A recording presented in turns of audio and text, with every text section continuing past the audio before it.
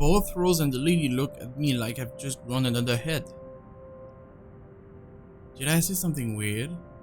Rose casts an apologetic smile at the woman beside her before the awkward silence stretches on further. It's her saleswoman smile, the same one she taught me back when I was still her trainee. I should show this to troublesome clients, or just to avoid trouble in general, she advised. It's also the one she gives me when I've done something particularly absurd that may cause us to lose a potential sale. Oh, she's a buyer. Okay. Her eyes are serious when she turns back to me. She takes both of my shoulders, gently squeezes it, and with as much patience she can, As much as I'd love to have gotten at least a heads up of your arrival, I didn't really get a call from you. You know, signal here is absolutely horrendous. I was in the garden earlier and couldn't even make a single call. Isabella, I'm going to ask again. Are you really all right? What happened? That would be difficult to explain. I don't know. It's all a bit blurry. I remember I was looking for you, but you weren't in the attic. And there's whoever it is. Then I must have tripped on a rug or something on the way down. Oh no. Do you think someone came in while you were out? You left the main door open. We are so going to get into big trouble if something gets stolen, Rose. Perhaps it is a concussion. Are you sure you feel fine? We could still call for an ambulance. I could cover for you. I'm probably not fine, but okay. It's fine. No, I'm fine. I'm okay, Rose. I can work. See? I'm fine. Wait. Hold your horses, Rose. I can't just miss an important sale because of a minor bump in the head. An extremely minor bump. I've had worse when I was a kid. This is nothing. Besides, if I leave, you'll have to shoulder everything in the open house, alone. And in a mansion this big? There is something new here.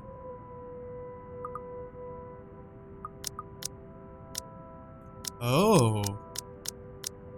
We have a timeline. Friday, October 21. Before going to the Emma Mansion, Isabella Center dropped by St. Gority High School to check on Rebecca's scales. The former reminded the latter to take her flu medicine before leaving on the way. Okay, so it's like what happened the first day, I guess. Maria that night, while looking for messages from Mr. Sheller in the American Ferran. Yeah, the letter. Okay. Anything new here? Okay.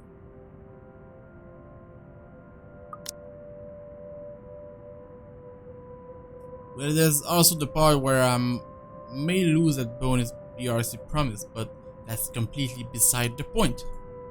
Rose gives me a skeptical look when I return the cold compress to her and push myself off the floor. I have to use the staircase railings to steady myself, but otherwise I feel fine. See? I'm A-okay. The two of them exchange a worried glance and Rose assumes a contemplative look. I bite my lower lip in anticipation. If she says no... All right, you in. Good. A smile threatens to slip out from me. But if I see that you aren't feeling well, I'm taking you personally to the nearest clinic to have you checked. Clear? Clear as day, ma'am. Thanks, Rose. You insisted. But remember what I said. First sign of you looking not okay, and we're off. No questions asked. It's just a small bump. Don't worry. You shouldn't downplay these kinds of things. It could be a serious injury for all we know. Yeah, it's probably not a serious injury, I think, but... You should get off anyway. Suddenly, a small crowd sounds against the walls of the foyer, interrupting our banter. The woman is looking expectantly at the two of us, her stare making me shrink back a little myself. She is not really intimidating. Well, she is, but not in a scary negative way. Far from it, actually. Her demeanor simply commands an air of sophistication and respect. In a different world, a younger me would have probably wished to be like it. She coughed again, lifting a well-trimmed eyebrow at me in question. Words gets caught in my tongue, and Rose, as usual, is swift to catch my own blunder. My sincerest apologies, Mrs. Miss McCulloch. Marianne McCulloch. I knew it. She's Mariana. Maria McCullough. Tradie Rose Design. Interior designer. Oh, she's an interior designer. Okay, so she's not a buyer. The words interior designer catch my eyes before my partner flips it over like for me, it catch my eyes. Oh, probably someone interested in the mansion for its 7th century influences. Then I won't hold it against her though.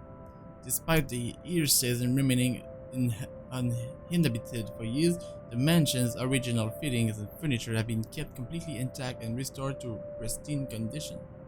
I suppose some people find that trip to the past feeling appealing. After all, with what it offers, this place is a definite haven for people looking to live somewhere with a classic historical charm. Yeah, definite haven. Miss McCullough, I'm Rose Cooper, and this is my partner, Isabella Santos. We're just ironing out a few things, but we'll be starting the tour soon enough. In the meantime, we've prepared some refreshments for you in the parlor while you're waiting. If you could please. Refreshments? Thanks. There's no need for it though. I just stopped by for a quick survey of the place. I thought I should check the estate before I meet with the homeowners. The confused look on Rose's face is impossible to miss when she glances at me. I return it with an equally perplexed look. And against my better judgment, I blurt out the first question that comes to mind. I'm sorry. Homeowners? I should have kept my mouth shut. A flash of irritation crosses her face, but it instantly disappeared under a mask of professional detachment. Yes. Hannah Wright? I was hired by her to handle the interior design for their newly bought home. This is the Ermengarde mansion, right? It is, but She pauses, possibly trying to find the right words to fix the awkward situation without offending someone. Is there no owners, maybe? Rose nudges me with her elbow. I guess we'll check with our supervisor. Nice. Those few moments have given me enough time to clear my head of any nervousness or confusion clouding it. It is, ma'am, but we weren't aware the mansion has already been sold. Oh, it is already sold, that's why.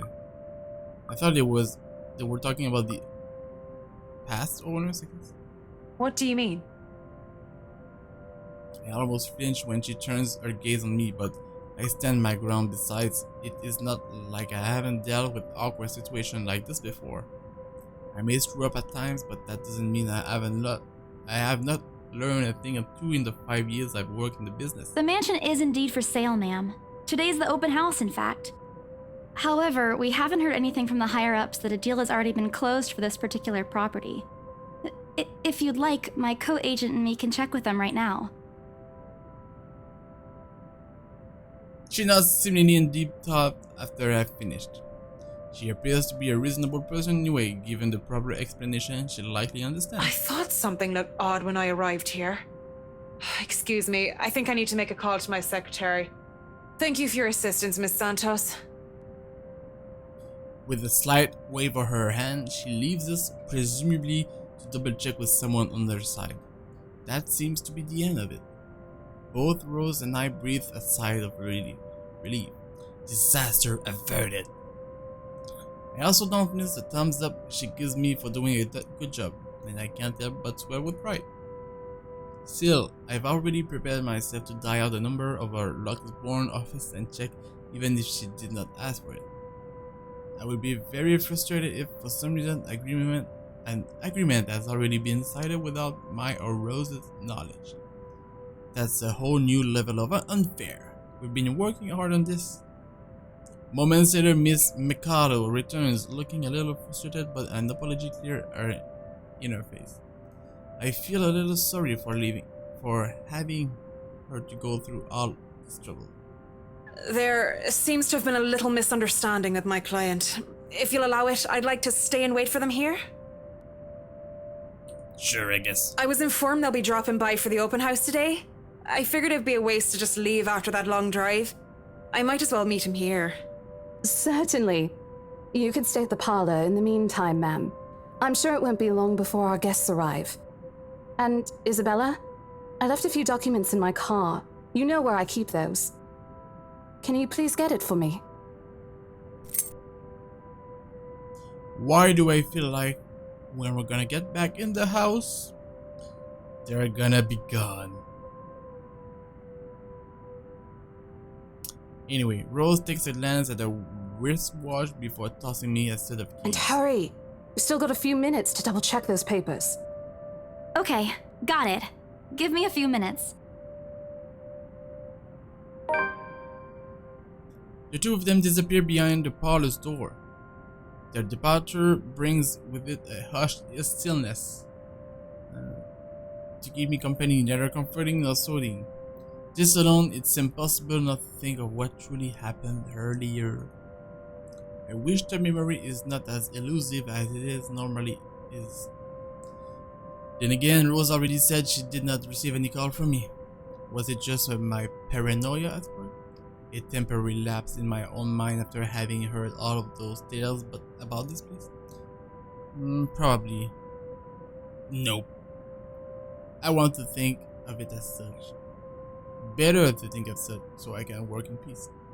Except a small part of my mind begs to differ, and if I am going to be completely honest with myself, I want nothing more than to leave this place as soon as possible. I don't know what's in the house, and I don't want to know. The keys Rose have just handed me dig into my palm, its jagged edges creating shadow ridges on my skin from how hard I am clenching it.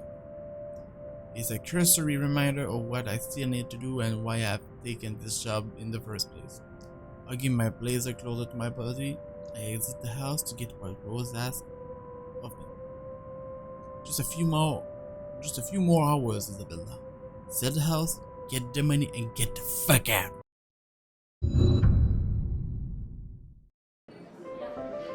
What? What was that?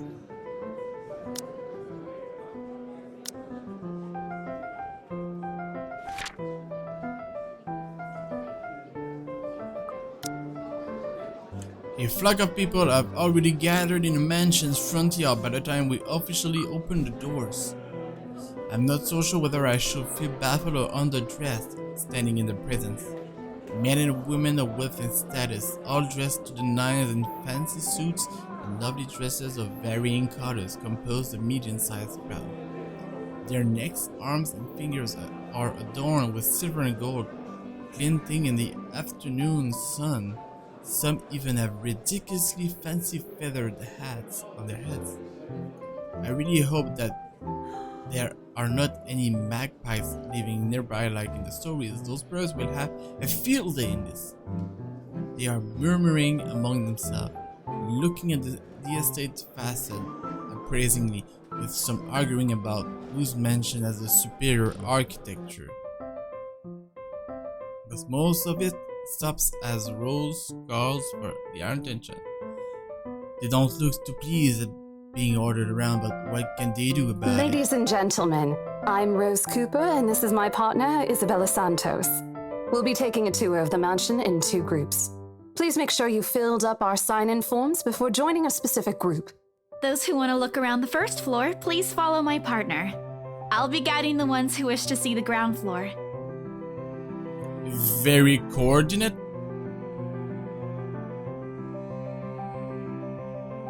Hearing this, a few wandered towards me. They are mostly old ladies who seem daunted at the idea of climbing all those stairs. Geez.